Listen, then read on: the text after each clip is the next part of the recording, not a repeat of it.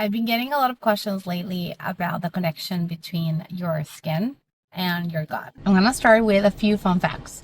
So did you know that about 70 to 80% of your immune system resides in your gut? The gut lining acts as a barrier, selectively absorbing nutrients and keeping away pathogens as well as toxins and partially absorbed foods. Basically, your gut lining acts like a filter, and when the filter is broken, your body panics, freaks out, and that sort of can show up as inflammation on the skin and in other parts of the body as well. And when the gut lining it's broken or it's not working, it can be for multiple reasons. It could be from gut dysbiosis.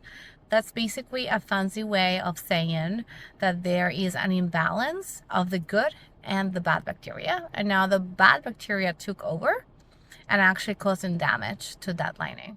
And next we have what we call the leaky gut. Leaky gut is really a type of broken barrier that just allows all the different particles to filter in, and that then activates your immune system. And then we have a lot of eczema patients that also have allergies to different foods, so they will have positive tests for like IgE for eggs, for dairy, for gluten, for fish, for different proteins, that they become intolerant due to the presence of these proteins now being in the blood when they're not supposed to be there. And when your body is so overwhelmed and the gut has this gut-liver connection that helps you detoxify of different toxins, foods, products, just daily life and your environment, and your body's overwhelmed, instead of using that pathway correctly, now it's trying to detoxify some other way. Should be your kidneys, or many times it's like the skin. And this is why we see a lot of eczema, psoriasis,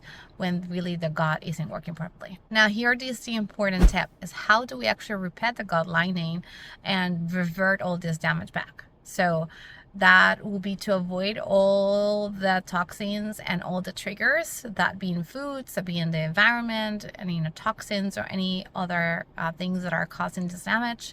And number two will be to heal the gut.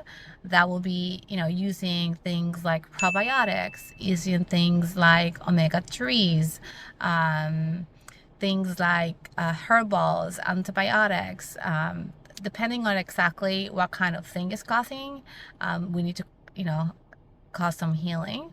L-glutamine is really great for healing as well, giving help, to the body to digest better. So digestive enzymes, so digestive bitters are also helpful. So there is, a whole way of protocols and things of doing and looking at this.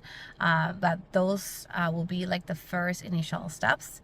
And once the gut is healed, or at least is getting better, you can reintroduce some of those foods, especially foods we're taking out like dairy or gluten, because the idea is to be able to heal the gut back, and so that you can reintroduce those foods. The idea is never to avoid those foods forever, unless the allergies or those triggers are really like anaphylactic and life-threatening.